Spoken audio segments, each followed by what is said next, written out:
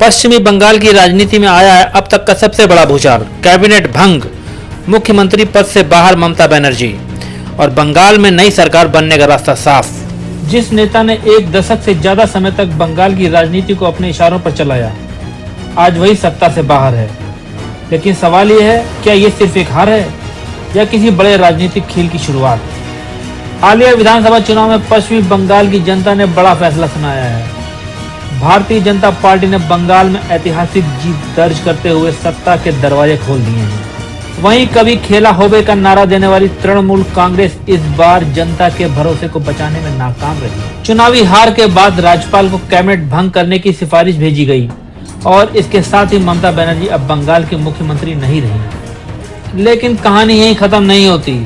राजनीति के गलियारों में सबसे बड़ा सवाल यही है, चुनाव हारने के बाद भी ममता बनर्जी इतनी सक्रिय क्यों हैं?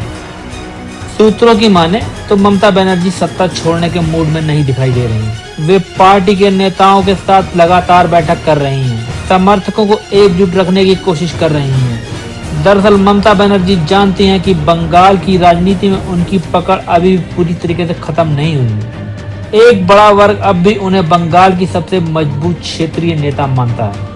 उधर भाजपा अब बंगाल में सरकार गठन की तैयारी में जुट चुकी है। दिल्ली से लेकर कोलकाता तक बैठकों का दौर जारी है।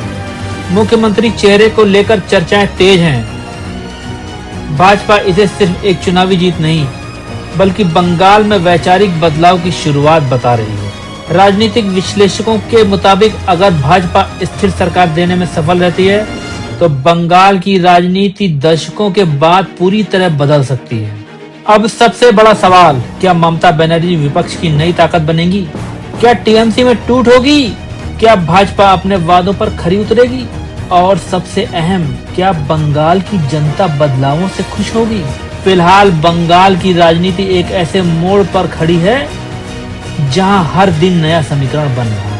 कभी दीदी के नाम पर चलने वाली बंगाल की राजनीति अब नए दौर में प्रवेश कर चुकी है। लेकिन राजनीति में आखिरी शब्द कभी आखिरी नहीं होता। क्या ममता बनर्जी वापसी करेंगी या बंगाल में नया युग शुरू हो चुका है?